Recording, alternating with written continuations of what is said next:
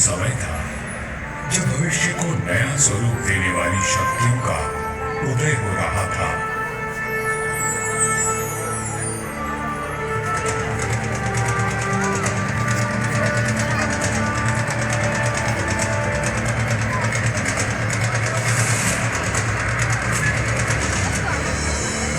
लोधी राजवंश ने दिल्ली की गद्दी संभाली। मध्य एशिया में बाबर का जन्म हुआ। ईसवी में बना मेहरानगढ़ उत्तर भारत की राजनीतिक सरगर्मियों का साक्षी भी रहा और केंद्र भी।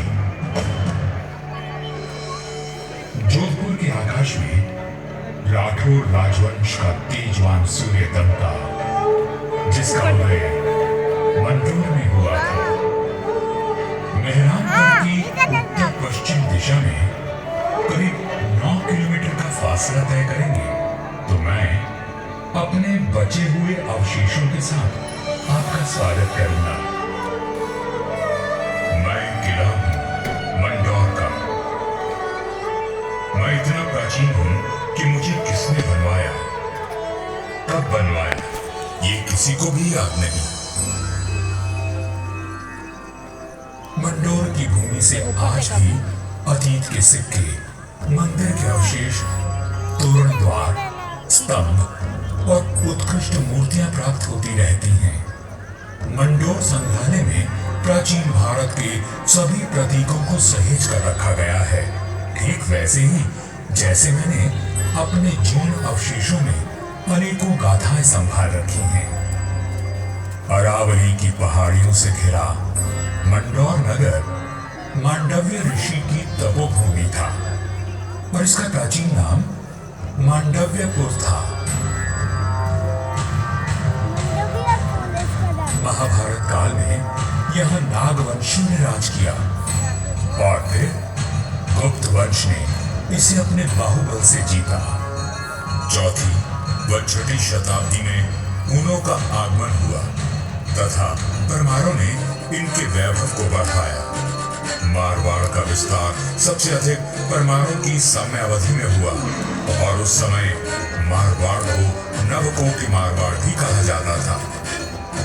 तो 7वीं शताब्दी में प्रतिहारों ने यहाँ अपना साम्राज्य स्थापित किया और यहाँ के वैभव को बढ़ाया।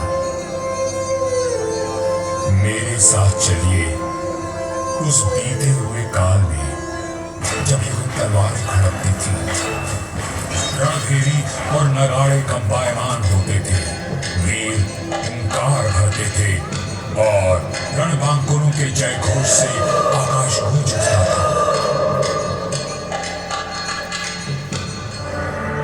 सन 1394 ईस्वी परिहारों की शक्ति अस्त हो रही थी। गुजरात के सूबेदार जफर खान ने दिल्ली की कमजोर सल्तनत के चलते मंडौर और नागौर को अपने कब्जे में ले लिया था। अब मेरी चार दीवारी में परिहार नहीं, तुर्क आवासे थे।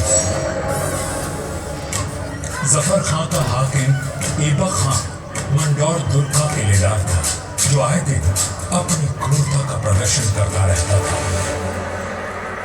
पीड़ित किसान मंडौर के इंदा परिहार के प्रधान वीरराव हेमा गहलोत के पास मदद के लिए पहुंचे। राव हेमा जी, ये तुर्क हमसे मनमाना लगान वसूल करते हैं। आए दिन हमारी गायों को चुरा कर ले जाते हैं और अब अपने घोड़ों के लिए घास से लदी गाड़ियां मांग रहे हैं। हम तो बर्बाद हो जाएंगे। अपनी शक्ति पर इतना अभिमान कि उसे 3 किसानों पर आजमा रहा है। भैरू जी की सौगंध, जुल्म करने के लिए अब ऐबक खान जिंदा नहीं बचेगा।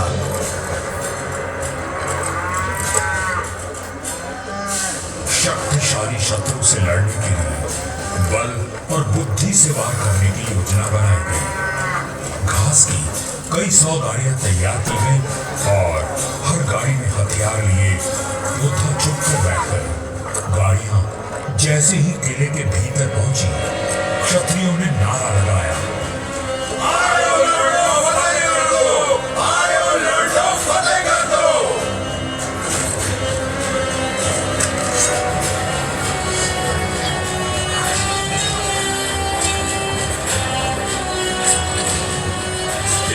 अचानक हुए प्रहार से तुर्कों को संभलने का अवसर भी न मिला। वीर हेमा गहलोत, समर शूर राव चुंडा राठौड़ और मारवाड़ के वीरों की प्रतापी तलवारें लहराईं तो शत्रुओं के सिरों के ढेर लग गए।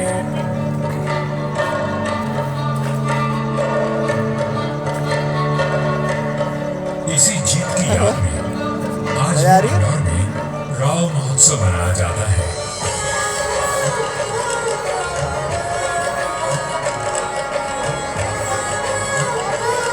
हर वर्ष होली के दूसरे दिन निर्भीक, साहसी हेमा गहलोत और सभी वीरों को याद किया जाता है और बाबा भैरवनाथ जी की पूजा की जाती है, जिनके आशीर्वाद से वीर विजय हुए थे। मंडौर विजय के बाद भी इंदा परिहार का मन अशांत था, क्योंकि ये नगर शत्रुओं से घिरा हुआ था। तब उन्होंने शक्तिशाली राठौड़ वंश का निश्चय किया। इंदा के मुखिया राय धवल ने राव चुंडा से करवाया और दहेज में मंडौर का दुर्ग दे दिया गया। राव हेमा गहलोत ने राव चुंडा का राय तिलक किया और भाटों ने मंगल गान गाया।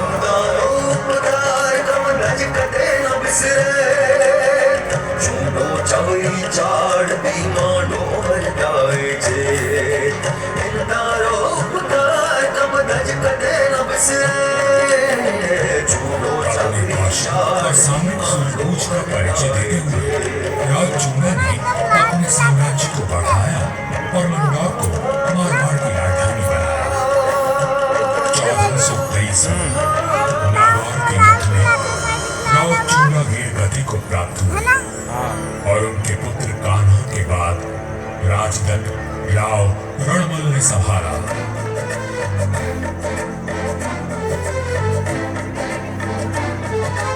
मारवाड़ और मेवाड़ में घनिष्ठ संबंध थे, परंतु मेवाड़ नरेश राणा कुंभा के कान भरने लगे।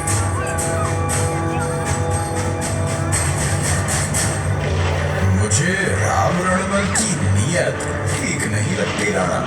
वो आपका राज हड़पना चाहता है। वह सिर्फ एक पक्ष को देखते हैं, दूसरे पक्ष से तो उनका कोई मोह नहीं। एक मधुर संबंध में संशय और अविश्वास का विष घोल दिया गया था। 1438 ईस्वी में राव रणमल अपने पुत्र जोधा के साथ चित्तौड़ के दुर्ग में था।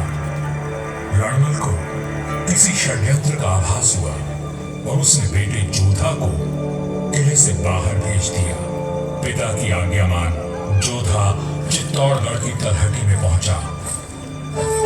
तभी एक डोम ने जोधा का ध्यान खींचा, जो एक दोहा गा रहा था।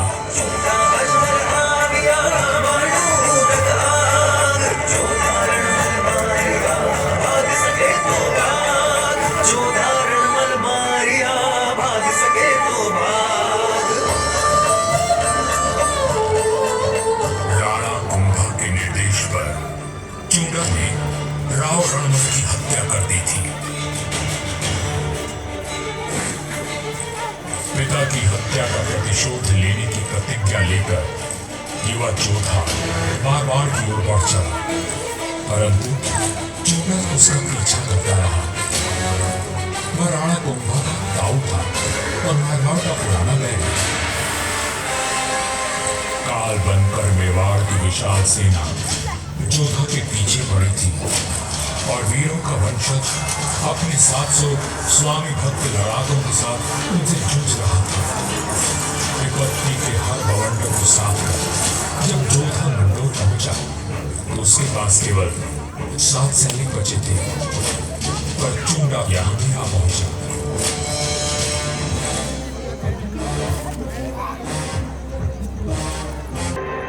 मैं उसके वंश का नाश कर दूंगा। हुजूर, जोधा जांगलू प्रदेश की ओर भाग गया है।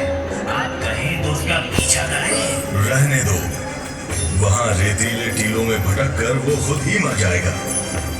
तुम राणा कुंभा के पास संदेश भिजवाओ, मंडोर पर अब हमारा राज है। पिता की निर्मम हत्या की पीड़ा और राज को देने का अपमान लिए जोधा भटक रहा था। करोड़ शत्रु घात लगाए बैठे थे, पर जुझारू जोधा ने आस और विश्वास नहीं खोया। 15 वर्षों तक संघर्ष और अथक प्रयास करने के बाद जोधा ने दुर्भाग्य को जीत लिया। चूंगा की मृत्यु हो चुकी थी और मंडोर को राज जोधा ने फिर से जीत लिया था। समय बदल रहा था और देश पर विदेशी आक्रमणकारियों का संकट घिर आया था। ऐसे में एक दूसरे से लड़ने के बजाय मारवाड़ और मेवाड़ में संधि कर ली।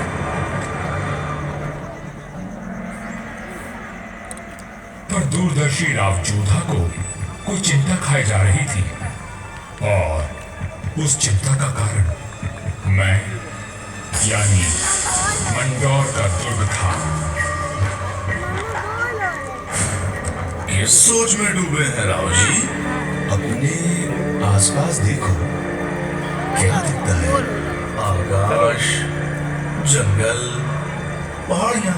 ये पहाड़ियां ही मेरी चिंता है। कई सौ साल पहले ये काफी ऊंची थी और किले तक पहुंचना कठिन था, पर भारी वर्षा और धूल भरी आंधियों ने इनका कद घटा दिया है। राव जोधा की बात पीड़ादायक परंतु सत्य थी। मैं भी अब बूढ़ा और कमजोर हो चला था, सो मेरा त्याग करके मेहरानगढ़ का निर्माण किया गया और ये सही फैसला था। भारत में जब मुगलों का आगमन हुआ तो राठौड़ राजवंश ने उनसे सीधी टक्कर ली और हार माने बिना संघर्ष करते रहे। इस सब में मेहरानगढ़ ने प्रमुख भूमिका निभाई। जोधपुर का इतिहास प्रेरणादायक वीर गाथाओं से भरा हुआ है। त्याग और देशभक्ति के कीर्तिमान स्थापित करके इतिहास में अमर हो जाने वाले वीरों ने जोधपुर का सर सदा ऊंचा रखा है। क्या बेटा? क्या है? क्या हुआ? इस धरती पर जन्मे सपूत अपनी भुजाओं में इतना बल रखते थे कि मातृभूमि की रक्षा कर सके। तभी इनकी छत्र छाया में इनकी प्रजा सुखी और समृद्ध, नवसृजन और कला के प्रति प्रेम भी बसता था, जिसका प्रमाण आज भी उपस्थित है और इस धरती का सौंदर्य बढ़ाता है। महाराजा अजीत सिंह जी को उनकी सृजनात्मक ऊर्जा और निर्माणों के लिए गर्भगृह का अलंकरण दर्शनीय है।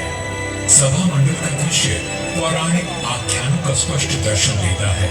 प्रस्तरों पर उत्कीर्ण भाव भंगिमाएं शिल्पकला का श्रेष्ठ उदाहरण है।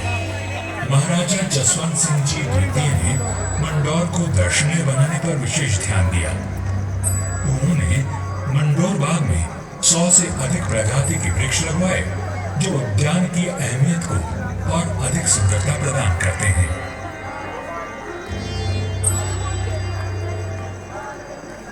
1896 ईस्वी में महाराजा सरदार सिंह जी ने मंडोर के बाग को और संवारा।